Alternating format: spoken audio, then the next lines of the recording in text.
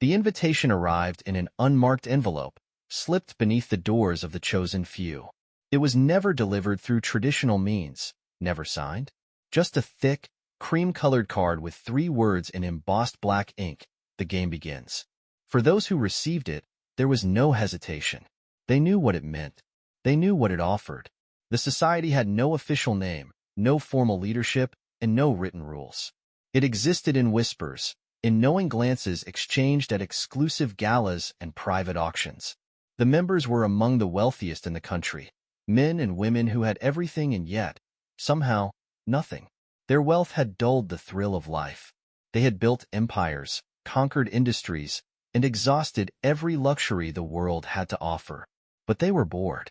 And boredom, for people like them, was the most dangerous thing of all. The game was their answer. It began as a series of harmless dares.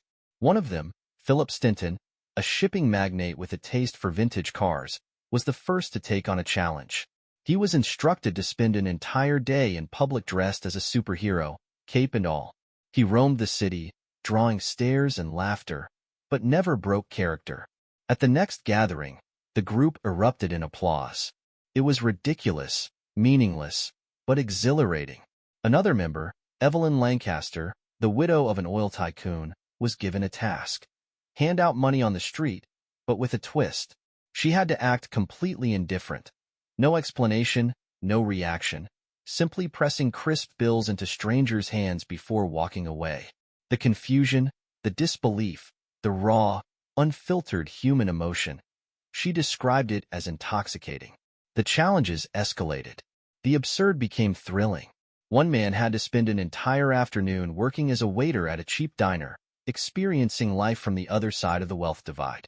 Another was sent into a police station to confess to a crime he didn't commit, only to walk out moments later when a well-placed connection pulled some strings. The thrill of risk, of bending the edges of reality, was addictive. Each new round of dares was proposed anonymously, drawn from a sealed box at their clandestine gatherings. There was no refusing. To step away was to forfeit membership, and forfeit the game was to return to the dull, colorless existence they had all escaped. But what had begun as a playful rebellion against monotony soon shifted. The tasks grew darker. The stakes, higher. At one meeting, Thomas Whitaker, a real estate mogul who had built half the skyline, drew a card. His task was to enter a stranger's home and make himself comfortable. No breaking in, no theft, just walk in and behave as though he belonged. He succeeded. He found an unlocked back door, slipped inside, and spent 30 minutes sitting in a stranger's living room, drinking their wine and reading their newspaper. The sheer audacity of it sent a thrill through the group. The power of doing something simply because they could. Then came the night of Samuel Grayson's challenge. A venture capitalist known for his ruthlessness, Samuel was given a dare unlike any before. His task: stage a disappearance. He had 1 week to vanish entirely, severing all contact with friends, family, and business associates. His reappearance would signal his success. The group waited. A week passed, then 10 days, then 2 weeks. Samuel Grayson never returned. At first, they laughed it off. Perhaps he was playing them, dragging out the suspense. But as the days continued to stretch with no word, unease crept in. His estate remained untouched, his accounts unaccessed. Investigators were hired discreetly.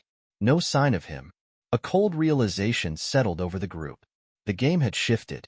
It was no longer just an escape from boredom. It had become something else, something they no longer controlled.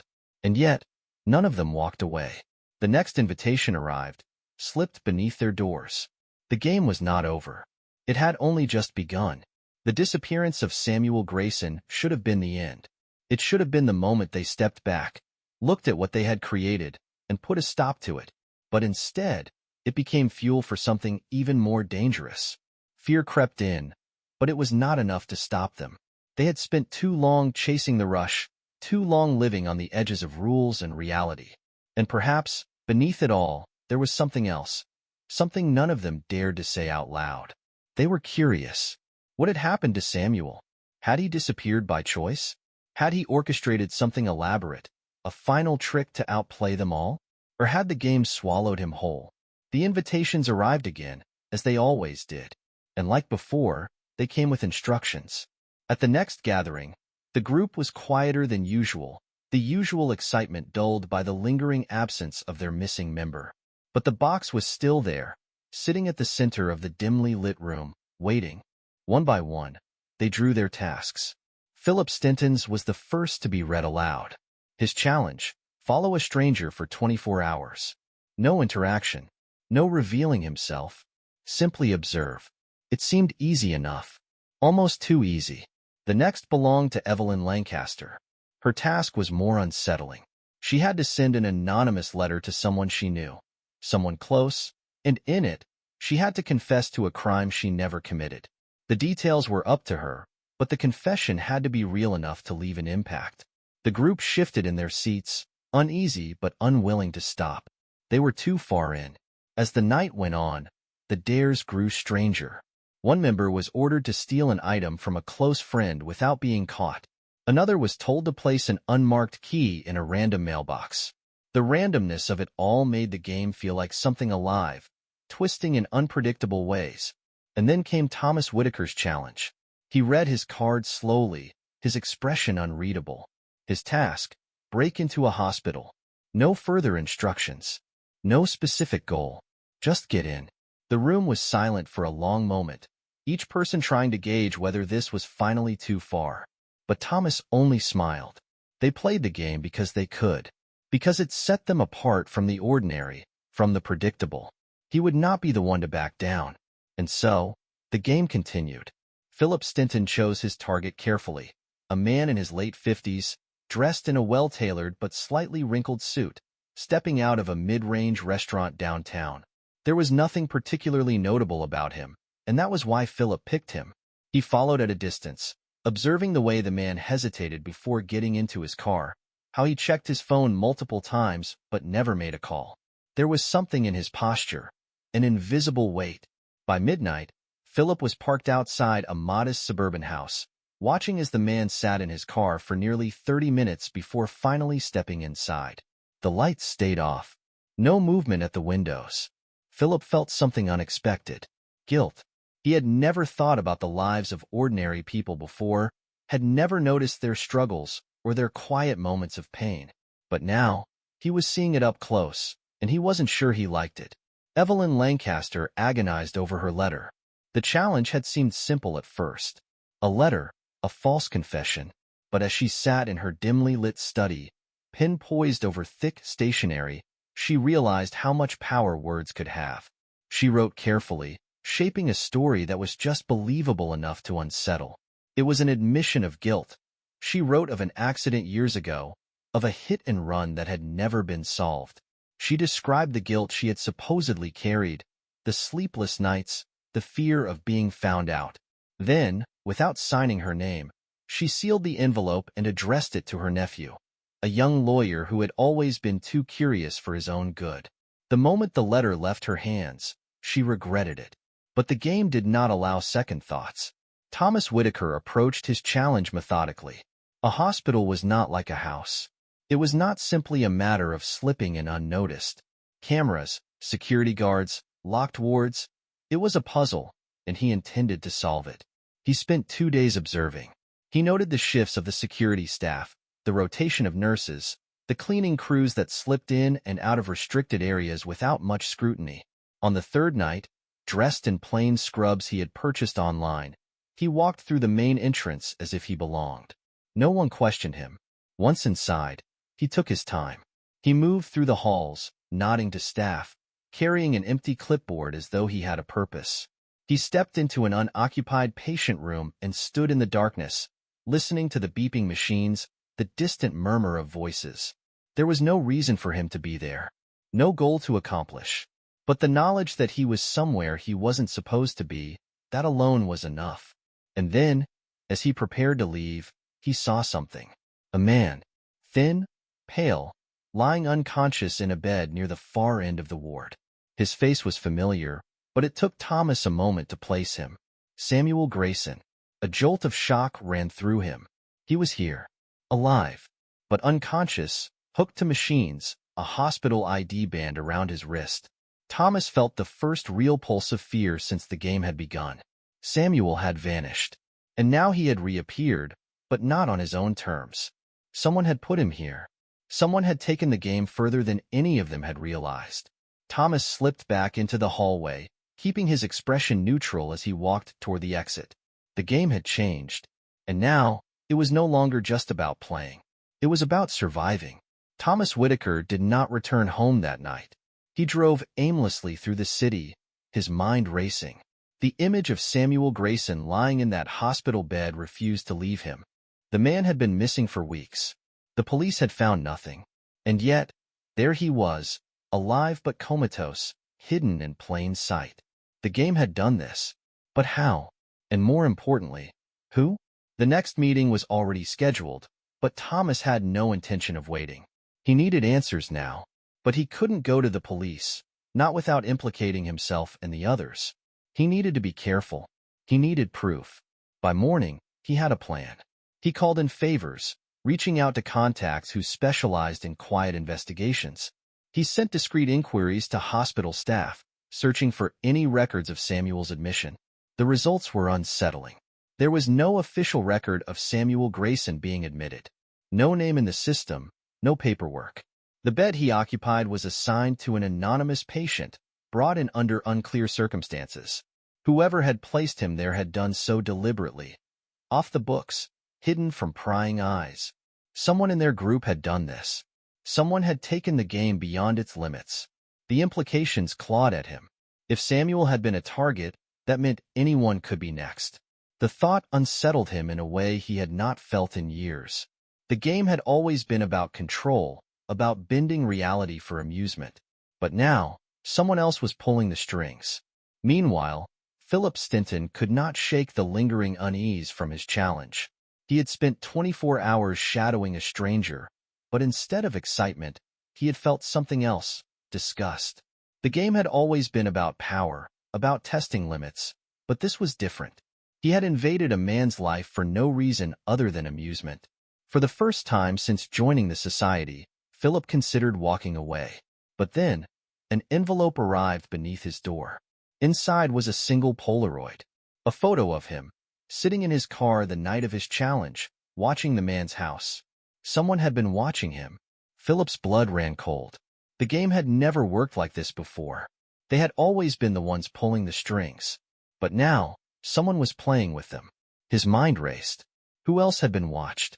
Were they all being followed? Was the game being turned against them? Philip flipped the Polaroid over. There were no words, just a symbol drawn in black ink. A circle, intersected by a single vertical line. It meant nothing to him, and yet it terrified him. Evelyn Lancaster's challenge had seemed simple. A letter, a false confession, but she had underestimated its power. 2 days after mailing it, her nephew called in a panic. The police had received an anonymous tip about a cold case, the exact crime she had described in her letter. She had made it all up, but now it was real. Her nephew believed every word. He had contacted a detective, insisting he had proof of a crime hidden in the family's past. He wanted answers. And suddenly, so did the police. Evelyn had made a mistake. She had played the game too well.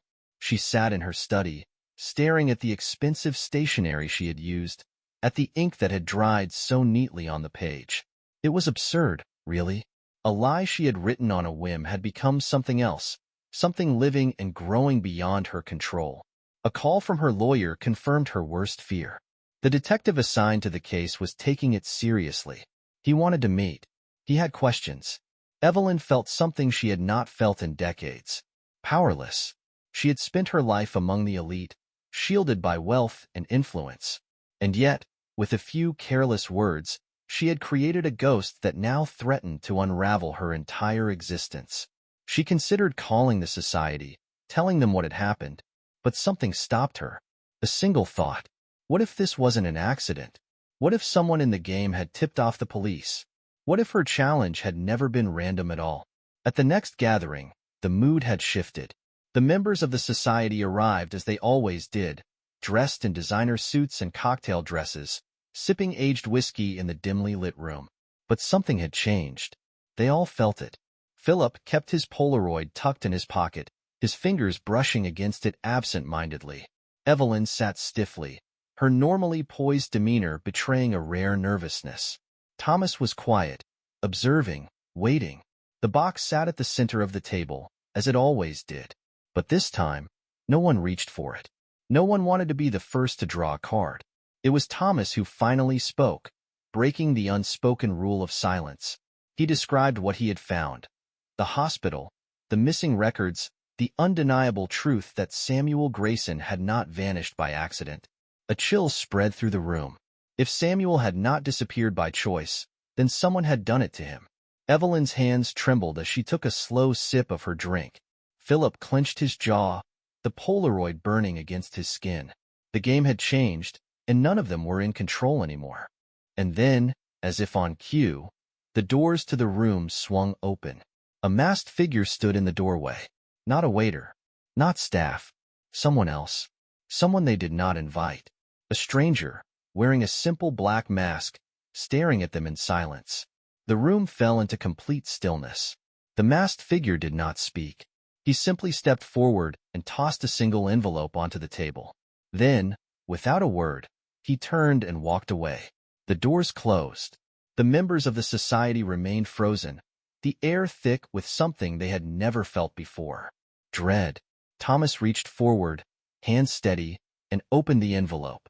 Inside was a single card, embossed in black ink. Just 3 words: "The game continues." A ripple of unease moved through the group. This was not their game anymore. Someone else was playing now, and none of them knew the rules. Silence hung in the air like a thick fog as Thomas stared at the words on the card. The game continues. The weight of it pressed against his chest. No one spoke, but they didn't have to. They all understood what it meant. Someone else was in control now. Someone had turned their own creation against them. Philip clenched his fists, his mind still on the Polaroid of himself that had arrived at his doorstep. Evelyn's throat was dry, her pulse pounding in her ears as she thought of the detective now sniffing around the lie she had carelessly invented.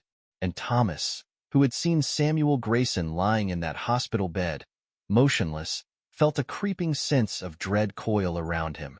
Something was coming. And then, as if summoned by their collective fear, a phone buzzed. A single phone, sitting in the center of the table. None of them had placed it there. The screen lit up. One unread message. Philip picked it up with shaking hands. He read the text aloud. "Come find me." No name, no number, just an address. The building was an abandoned estate on the outskirts of the city. Once a grand mansion, now forgotten and overgrown. The type of place where people want to disappear. The members of the society arrived one by one, their expensive cars forming a silent caravan in the darkness. They stepped out cautiously, their nerves frayed, their once unshakable confidence now reduced to suspicion and unease. The front door was unlocked.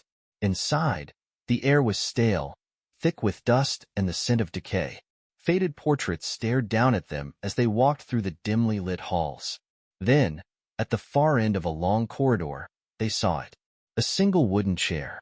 A man sitting in it. Samuel Grayson. Awake. Watching them. For a long moment, no one moved. Then Samuel leaned forward, resting his elbows on his knees.